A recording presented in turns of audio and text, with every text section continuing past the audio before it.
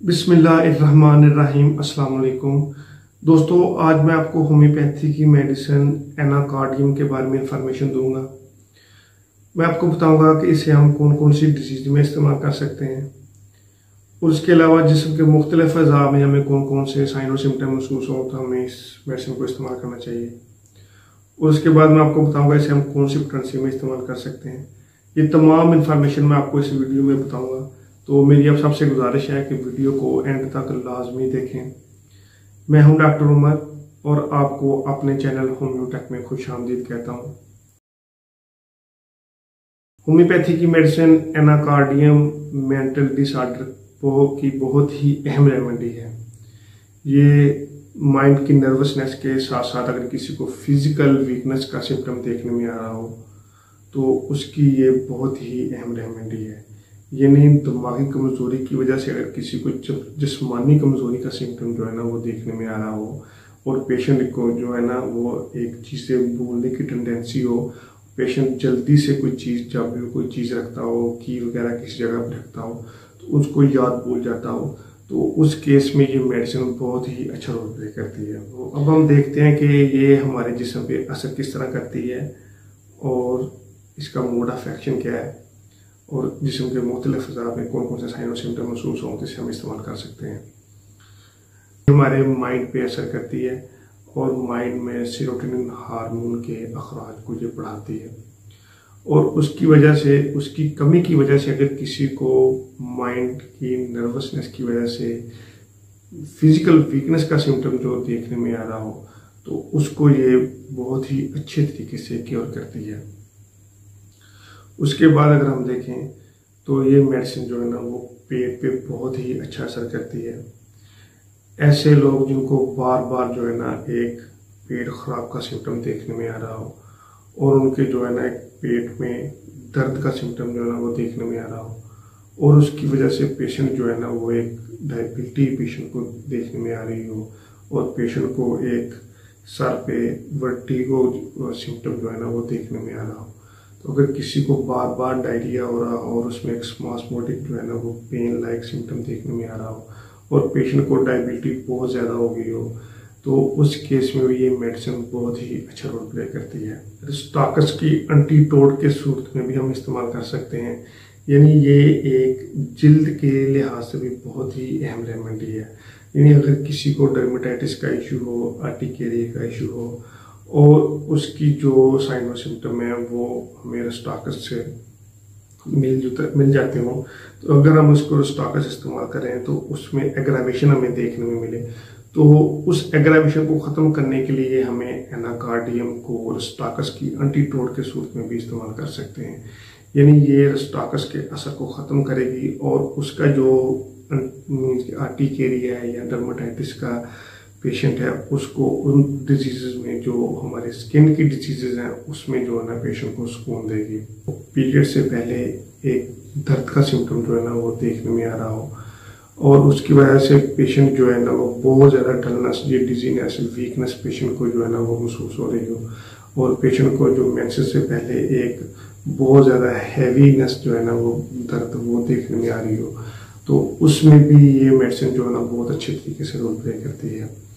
और इसका जो एक बहुत ही की सिम्टम है तो पेशेंट को बहुत ज़्यादा जो है ना भूख लगती है और पेशेंट से भूख जो है ना वो बर्दाश्त नहीं होती और खाना खाने से पेशेंट को जो है ना वो रिलीफ फराहम होता है।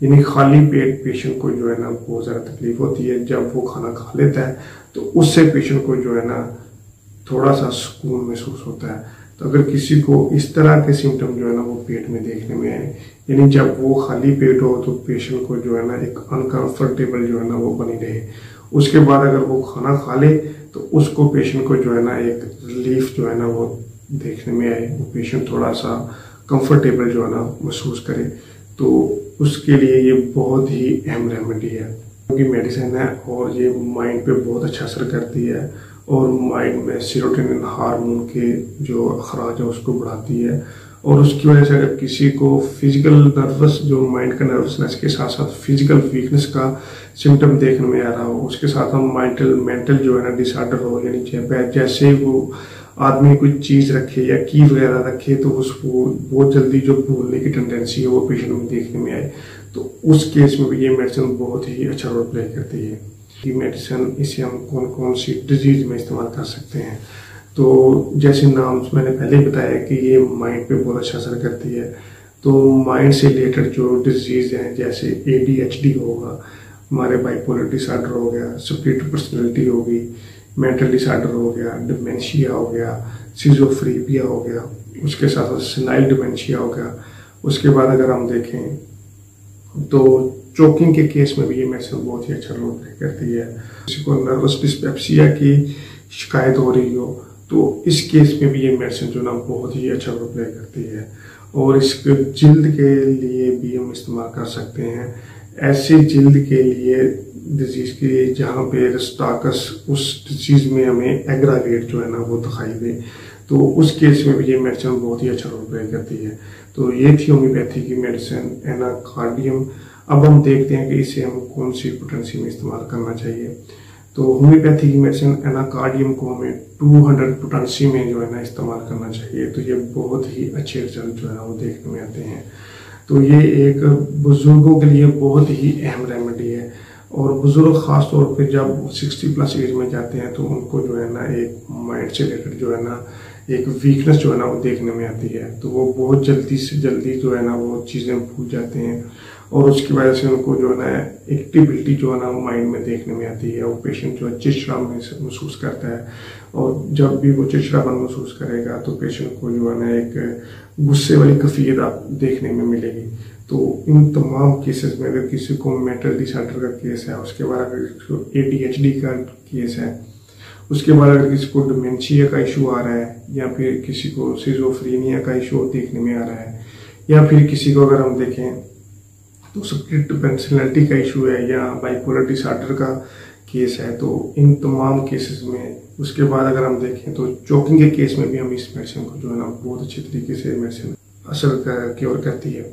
और उसके बाद अगर पेट के रिलेटेड हम देखें तो ऐसे लोग जिनको खाना खाने से जो है ना पेशेंट को थोड़ा सा कंफर्टेबल महसूस करता है तो उसमें ये बहुत ही अच्छा रोल प्ले करती है। तो मैं उम्मीद करता हूँ कि आपको ये वीडियो पसंद आई होगी। तो मेरी आप सबसे गुजारिश है कि वीडियो को शेयर करें, चैनल को सब्सक्राइब करें। मैं ऐसे ही रोज़ डिजीज़ रिलेटेड होम्योपैथी की वीडियो जो है ना वो लाता रहता हूँ। तो उसके लिए आपको मेरे चैनल को सब्सक्राइब करना बहुत ज़्यादा ज़रूरी है ताकि आप मेरे नई आने वाली वीडियो के बारे में आप अपडेट रह सकें। वही है तो वो नीचे मेरे डिस्क्रिप्शन में दिए गए नंबर पे मैसेज कर सकता है। मैं कोशिश करूँगा कि उसकी डिजीज से रिलेटेड जो मेडिसिन है वो बता सकूँ। थैंक यू, अल्लाह हाफिज़।